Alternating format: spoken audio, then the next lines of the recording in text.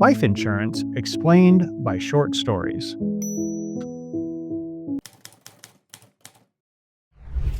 Tom Johnson was in his car driving north to go see the wife of a pig farmer about an hour north of Baton Rouge.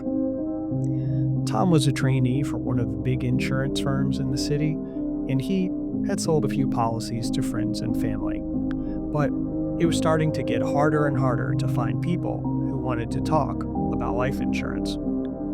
Tom was not particularly good at convincing people to buy life insurance for themselves, and he feared that he would have to go back to a guaranteed income job, which felt like a failure. Now, he's on his way to meet a woman who had been referred to him by an older agent. The agent said that she didn't have a whole lot of money, but that she really needed help, and Tom was glad to meet with somebody who wanted life insurance. Tom pulls up and he gets out of the car, and Mary Ellen meets him at the door.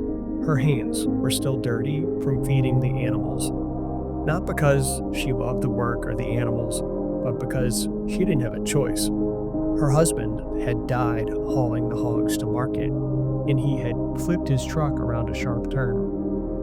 And she didn't even cry when she told him the story. She didn't get dramatic.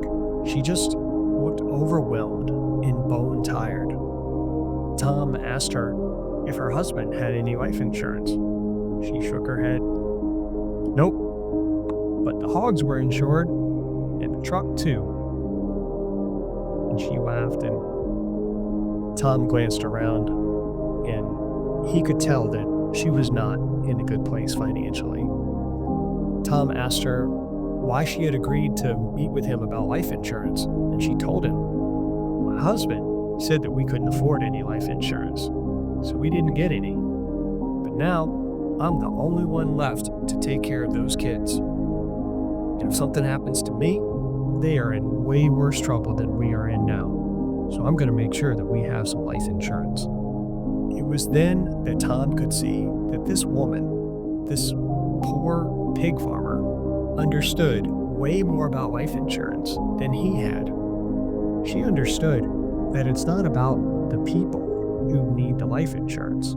Life insurance doesn't do anything for dead people. Life insurance protects the families. It protects everybody who's left behind when we're not there.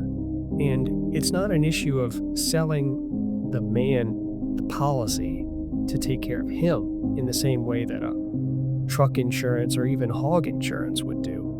Life insurance is sold to the family, and the man is just one of the members of that family. And it's his job to agree that that's what should be done for the good of the family, but it's his role as the chief provider that's going to make him say, yes, this family needs the life insurance, and I'll agree to it, and I'll find a way to pay for it.